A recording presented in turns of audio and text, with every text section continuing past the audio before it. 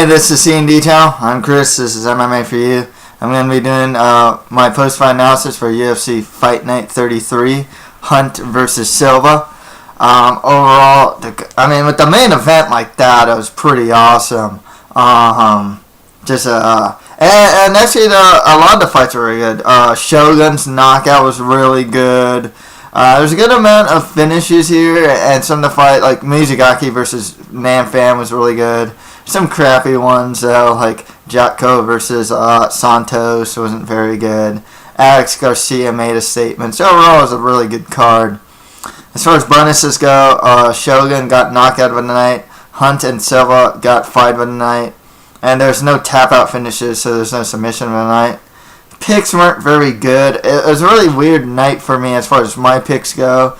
Because similar to Alex Garcia, it's like win, next fight's a loss, next fight's a win. Or like correct pick, not correct pick, not correct. And it was like that until the main event, which had a majority draw. So my picks weren't very good. I only got 5 correct. One thing to note in this fight is Julie Kedzie did retire after this fight. Win or lose, apparently she was going to retire. It's also really cold here in California, Southern California, so I need this blanket really bad. Let's get started. Mark Hunt and Antonio Silva fought to a majority draw. Scorecards of 48-47 Hunt, and the rest were 47-47. If I'm not mistaken, 2 of the scorecards for the 5th round were 10-8 for Mark Hunt. There's something to be said about that, actually, the 5th round. The ref actually stopped the fight and called for time because of the bleeding that Silva was getting. Now, had that not happened, Silva could have possibly been finished. So, it's a really interesting thing to see that how the fight turned out. He did get a 10-8 for that round. It looks like Silva was up ahead up until that point, if I'm not mistaken. Some things to say about this fight. Fight of the year candidate for sure. There's other fights like Alvarez versus Chandler 2, which went 5 rounds. Gustafsson versus Jones went 5 rounds as well. The other thing is that considering they're both heavyweights and not really known for their cardio actually wasn't that as bad as I thought it'd be. Granted, once the 4th and 5th rounds came, and the 5th round, the guys could barely stand, and probably near the end of the 4th, but surprisingly, it was surprisingly a lot better than I thought it'd be. I've seen heavyweights gas out after within the first round. They weren't like huffing and puffing until the 4th round, and they won all 5, so that says a lot, I did get this one. There was some talk about how this fight, the first 3 rounds were really technical and the rest got sloppy. But I only mentioned that there's other fights that actually 5-round fights tend to be like that. Not tend to, but other 5-round fights that are really well known, like Dan Henderson versus Shogun, got sloppy after the 3rd round. Jones Gustafsson could hardly stand after the 5th round. That was getting kind of sloppy later on. Alvarez Chandler too. Chandler hands down. Dude, the guy almost got finished in the 5th round. It's not unusual to see the fight start out technical, especially fights like this. All those fights I mentioned. The pace was pretty torrid. They were going, and these guys are heavyweights that notoriously hit hard. The fact that they kept going, like they did, was pretty incredible. Sloppy or not, in the later rounds. One thing that was really noticeable in this fight that was Mark Hunt's grappling. Takedown defense was excellent. Offensive takedowns even. He was taking down Bigfoot. That was cool. scrambling. You know, I mean, he got mounted, but there was points where he would scramble back to his feet. I mean, there was some really good grappling from Mark Hunt in this fight. I was almost shocked, actually, at how good his grappling was. You know, lots of heart from both guys too. You know, that's the thing. You know, as far as what happens with these guys next, it's hard to say. You know, you could say rematch or something, but I don't know. I just it's not something. I gotta admit, I'm personally not too interested in seeing them rematch, just because I don't know if a second time will be as good as the first. To be honest with you, I think someone actually just got knocked out. I don't know. I don't know if they need to rematch either, you know? One thing that was really interesting too, there's like fight tweets, you know, from different fighters and people in the fighting business, and they're like, about this fight being a draw, it's like, man, like Dana White even said, man, I hate draws, but I'm really glad, this is the first time I'm really happy that the fight turned out to be a draw.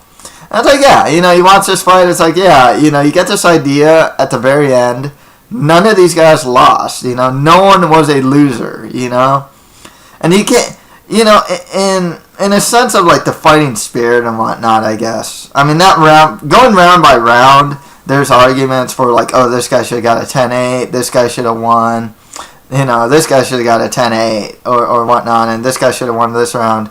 But from like a fighting perspective, it's like there's no loser in this fight in that sense. It really goes down to like fighting in its purest form type of deal.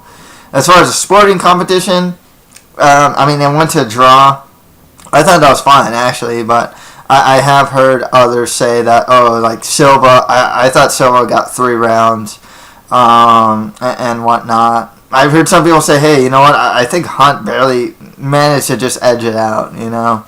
So, I mean, from the sporting perspective, though, I was actually fine with the draw, to be honest with you. I thought he was about to finish Silva in the 5th myself.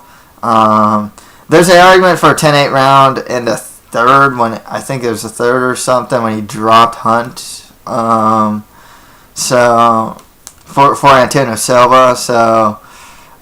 or was it Hunt? I forgot what rounds had like this significant action. It was so I think it was actually Hunt. I know someone was arguing a 10-8 round for Hunt in the 3rd even, and 10-8 for like Antonio Silva in like the 2nd or something like that. I forgot what it was. Heavyweight though, there's actually a good amount of fights that are happening in heavyweight that these guys can fight. Josh Barnett fights Travis Brown. Travis Brown already fought Silva, but he's never fought Mark Hunt. Silva versus Barnett would be pretty cool.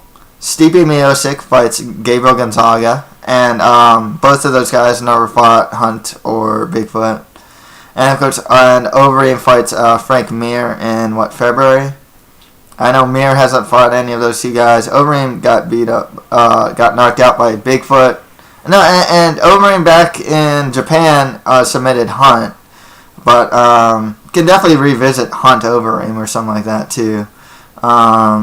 So there's a lot of fights. I mean, if they don't fight each other, there's a lot of fights that are happening in heavyweight and that these guys can possibly get. Personally, I'd like to see Silva versus Barnett, and Hunt. I mean, Hunt Brown actually would be pretty cool. But I mean, you can go Hunt Miocic. I mean, honestly, any combination of these guys is pretty good. Next fight after that, Mauricio Shogun Hua defeated James DeHuna by KO in the 1st round. You know, when I called the fight, I was basing it on Shogun looking bad as of late. The Chael Sonnen fight and whatnot, just looking gassed, unmotivated. And in this fight, even when he came in, like physically, he looked in shape. And then when he was moving around and in the cage, even though it was a minute, he was moving well and striking well.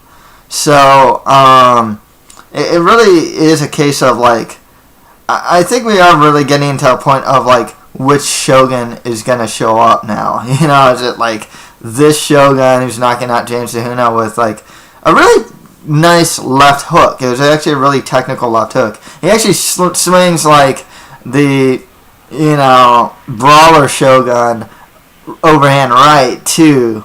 But the shot that the punch that dropped Tahuna and knocked him out was actually a really nice short left hook.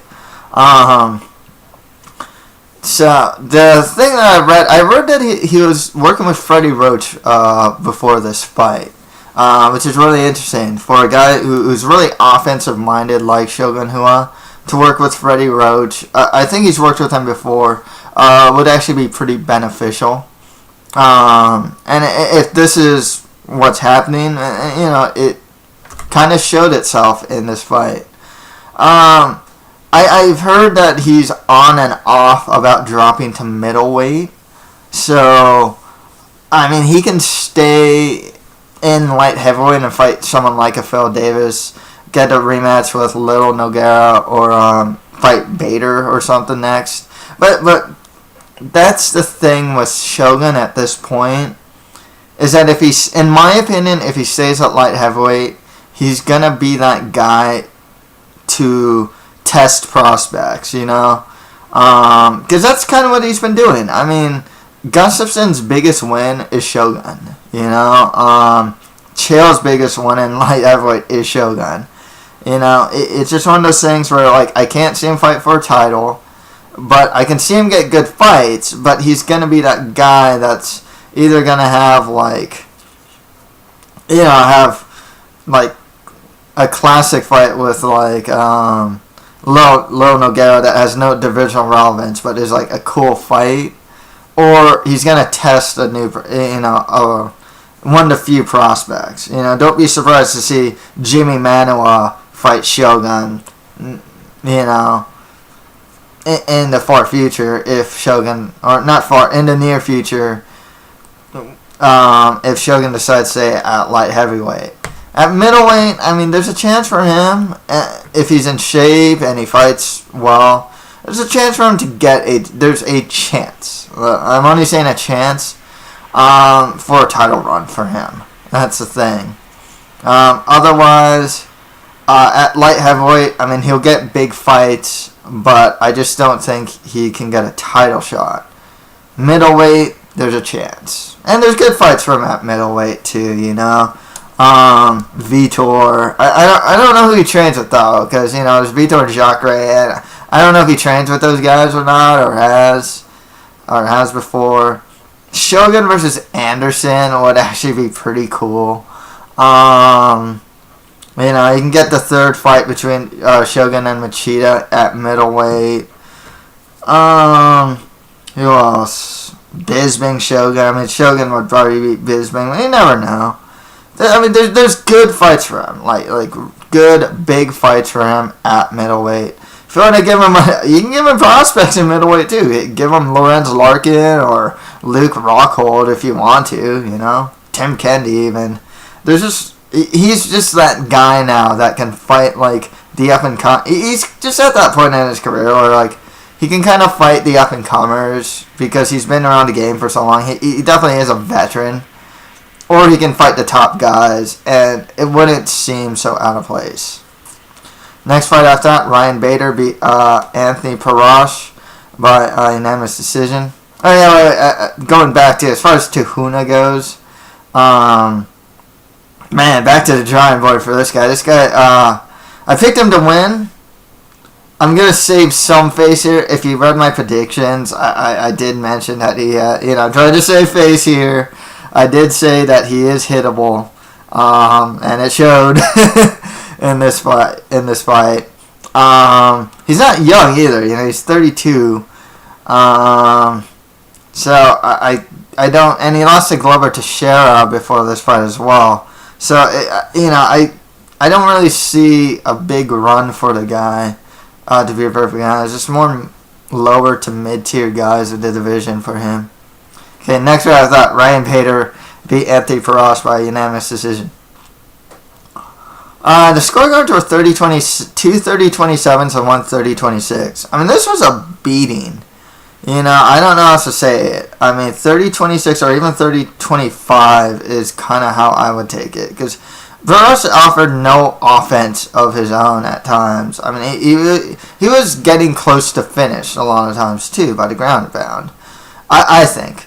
So, there was actually some noise, I guess, about this fight and having the corner stop the fight maybe after the second round, or maybe the ref stopping it sometime during the fight, just because, like, honestly, you know, this really is like a case of Anthony Perosh being too tough for his own good. You know, he's a fighter, and I know that this is your job to get hit, but, you know, we still want to see some level of safety. I mean, most people still want to see some level of safety and concern for fighters. I mean, especially after, like, Cain Velasquez versus Jadius 3, Sexton versus, I forgot her name now, the Brazilian, in Sexton's last fight, and you know, we're just starting to see this. I noticed that they're starting to have this build for, like, the corner stopping fights now, and stopping fights before, you know, fighters get too badly damaged. You know, I mean, I know that doesn't allow for, like, an awesome comeback or anything like that, but I think it's just reaching the point in MMA where we definitely, the culture right now is not to throw in the towel. It's just not something that happens in MMA. It's, you know, in boxing it's actually a bit more normal to see that, but in MMA it's not. And like I said, part of it is just the culture. You know, there definitely is just a just bleed, everyone's a warrior, you know, let everyone go out on their shield type of thing. And, you know, like I said, it is fighting. I know some people will take that type of stance. Like, oh, it's fighting, you know, people are getting paid to, you know, get punched in the face, you know, I mean, this is just how it goes. And then there's others that's like, hey, you know, I mean, we don't want to see, we've seen in boxing, like, Ali and, like, whoever who are just slurring their words when they're older, you know, and whatnot, and absolutely just, like, not all there because of taking too many hits to the head. So, this fight is just another example of, like, I can see how to grow. There's definitely growing concern about that, you know. And I had to mention, too, Anthony Perosh is 41 years old. I mean, he's been fighting for a long time. He's been knocked out a good amount of times. You know, once again, I know he's a trained fighter, you know. He's been in the game. He knows the risk. But at the same time, I'm in agreement that, you know, that the culture of MMA should change, where, like, it is more acceptable for corners to throw in the towel or just to stop the fight when someone's just getting really beaten, despite them defend. I mean, Perosh is moving and defending himself enough to not have this fight generally called off, you know. But, you know, I know some people, I was reading some comments that's like, dude, after the third round, I had to change the channel. These guys who've been watching fighting for a while, too, you know, and they're just like, yeah, I didn't really want to watch that. It was just too, like, I mean, it wasn't, I guess aesthetically, too, you know, there was a lot of blood and whatnot. But, yeah, you know, Perosh is a warrior. I remember when he first fought Crow Cop, or not first fought, yeah, he first fought Crow Cop to get back into the UFC, you know. He really is that guy that's too tough for his own good. As far as he should fight next, it's tough to say because when he goes up against some just a little higher level guy, whether it's like a Ryan Jimmo even, or a Bader, or like, there's certain guys that he just can't beat. He doesn't have his striking's a bit awkward. He does have, he's not the best wrestler, but he's a good enough wrestler. And it's his Brazilian Jiu-Jitsu that really gets him by, and his overall toughness. But there's a level of guy that he just can't beat. Like the Bader, Jimmo level, he tends not... Well, it's weird, though, because Jimmo is actually... I think Parash beat Tahuna, actually, before. And Tahuna beat Jimmo, so... But I guess Parash should just get more lower to mid-tier guys. As far as Bader goes... And he lost to Glover Teixeira. Didn't look too bad, actually. Just made some really dumb boxing mistakes. Really bad mistakes in the fight. He still needs some work. He seemed a lot more disciplined in this fight. And, quite honestly, we know he can beat the Anthony Parashas of the world, the Jason Brills, the Vladimir Matyushenko's, like that level. I honestly say, give him the Shoguns. He's already beaten Little Nogueira. He beat Rampage. Who else is there for him to fight? The winner of Sonnen versus Vanderlei, I suppose. He should fight more guys closer to the top of the division. Next fight after that, Sora Palele beat Pat Barry by knockout in the first round. Man, this was sad. I gotta say, I'm a big fan of Pat Barry, and when he loses spectacularly. When he wins, he usually wins spectacularly. It's a case of him losing spectacularly. Ever since he came into the UFC, he's made some strides in, say, his grappling and whatnot, but for the most, divisionally, he is still in that same place, that he's always been. He'll beat some lower to mid-tier guys, and then he'll lose to lower and mid-tier guys. I mean,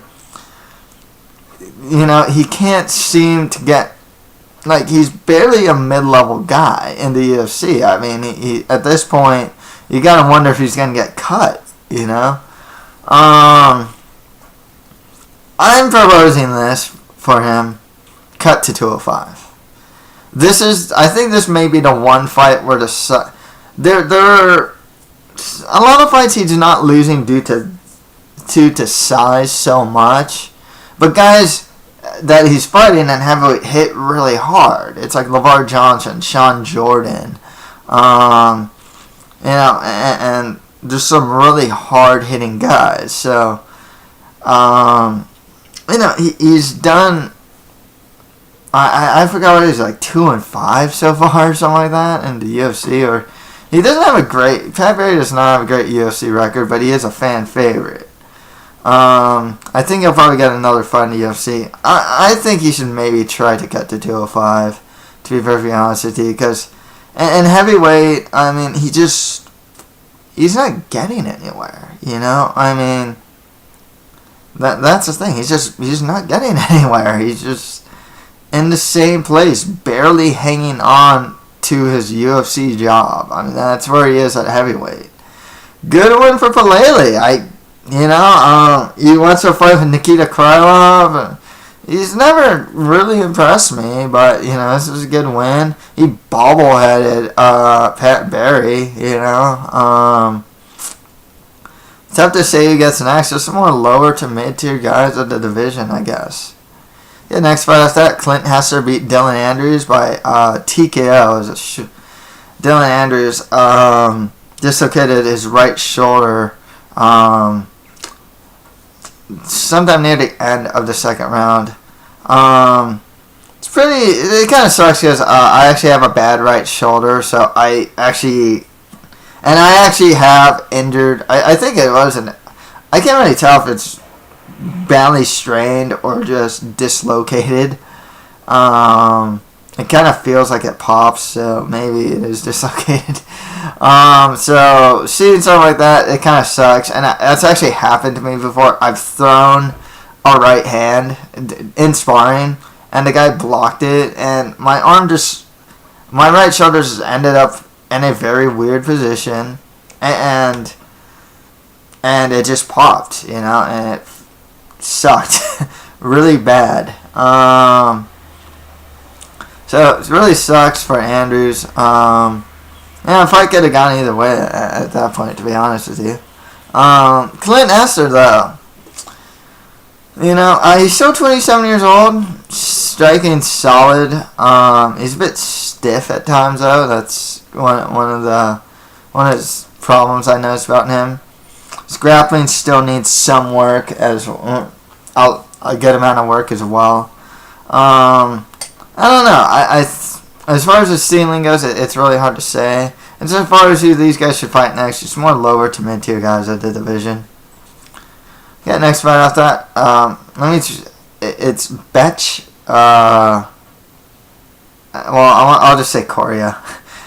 Beat Julie Kedzie by split decision. Julie Kedzie retired after this fight. It was a good fight. It was really fun to watch.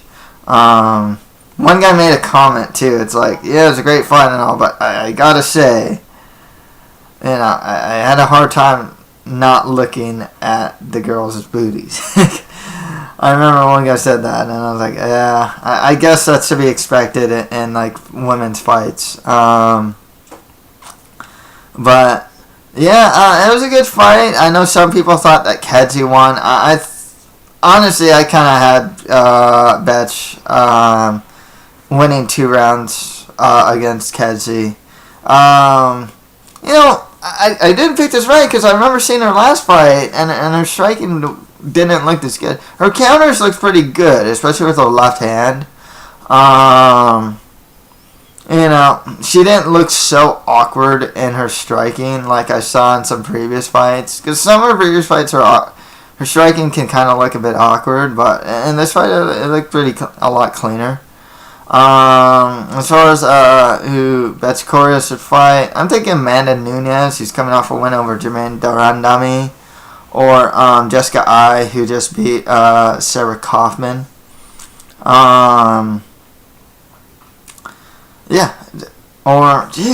Jessica Andrade. There we go. Maybe Jessica Andrade, who's coming off that win over Rosie Sexton. So there's a couple fights for her.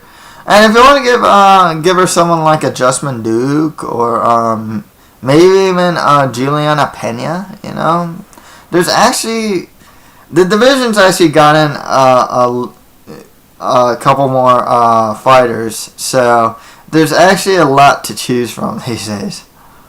Okay, on to the prelims. Takeya Miyazaki beat Nam Fan by unanimous decision. This fight would have probably been fight of the night had Mark Hunt and Antonio Silva not had that fight of the year. This was a fun fight. Really good boxing from both guys, The thing with Nam looked good at 135, I gotta say. Cardio-wise, his chin looks, he has a good chin. He was there the whole fight. He has a good left hook and a good left of the body. That's the thing with Nam Fan. Miyazaki was actually utilizing some of those same techniques. One thing with Miyazaki, though, he has a really good right hand as well. And he's pretty good at controlling distance. And then he can mix into grappling in there as well. Miyazaki actually on a 4-fight win streak, though, so he should definitely get a step up in competition. As far as bantamweights he can fight, I haven't moved down to flyweight.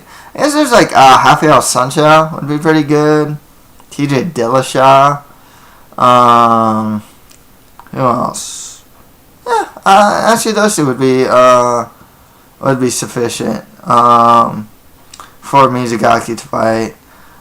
With the Fan, just one lower to mid-tier guys of the division if they decide to keep him. I think because this was a good fight, I think they'll probably keep him. Next fight after that, Kaya Magalesh beat Nick Ring by unanimous decision. Not much to really say about this fight, to be honest, with you, Magalesh still needs some work. He's big for a weight class. He is a Brazilian Jiu-Jitsu black belt. Doesn't necessarily have the best wrestling or the best striking, though. He doesn't have a lot of fights, but he's still relatively young. I think he trains at Nova União. So, there's potential for him to get better. Nick Ring, he lost his last fight against Chris Camozzi. And, he might get cut after this, to be honest with you. He doesn't really offer much to the division at this point. I gotta say, he's not much of a gatekeeper per se. He's in his 30s. He's not a prospect. He's not a gatekeeper.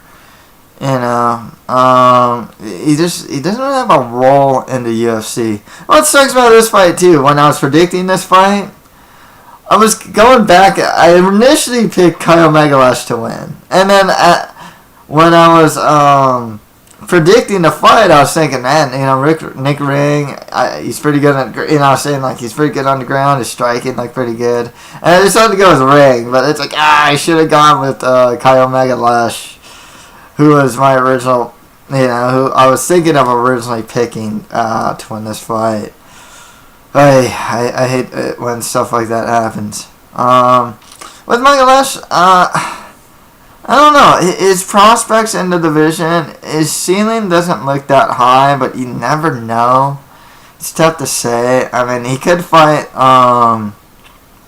Clint Hester next. Josh Saman. Who else? The winner of Hall versus Levin, I guess. I mean, there's guys he can fight. There's more lower to mid-tier guys in the division for him. And next fight after that, Justin Scoggins beat Richie Vaculuk by TK in the first round. Some people thought this was an early stoppage and whatnot. Nice to see Scoggins try and take the fight to the ground. There's really not much I can say about the fight, and just both these guys should fight more lower to mid-tier guys in the division. I will say Justin Scoggins, though, is I think it might be a prospect to watch out for. I think he's only 21 years old, and he's pretty solid both in stand-up and it looks like on the ground as well. So, watch out for Justin Scoggins. Richie Vaculuk, I think he's like 30. I can't really call him much of a prospect. Flyweight does need more fighters, just more lower to mid-tier guys in the division. Next fight after that, Krzysztof Jotko beat Bruno Santos by unanimous decision.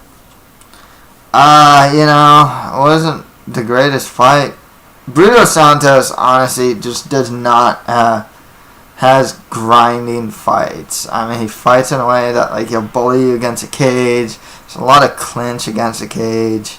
There's some, Jotko managed to get some clean hits on Santos and whatnot. Overall, it wasn't a pretty fight. Both guys, if they decide to keep Santos, it's more lower to mid guys of the division. And finally, Alex Garcia beat Benoit by knockout in the first round. Overmatched opponent. Garcia was just way too much for Benoit. Just more lower to mid tier of the division for Garcia. And Garcia, quite honestly, is a prospect to watch out for. He trains out of TriStar. Even when he was in the regional scene, a lot of people were talking about this guy. And for good reason. This guy's got, he's a beast. That's all I can really say. So that's it for my post-fight analysis for UFC Fight Night 33. If you have any comments, just leave them below. And that's it for MMA for you. Thank you guys very much.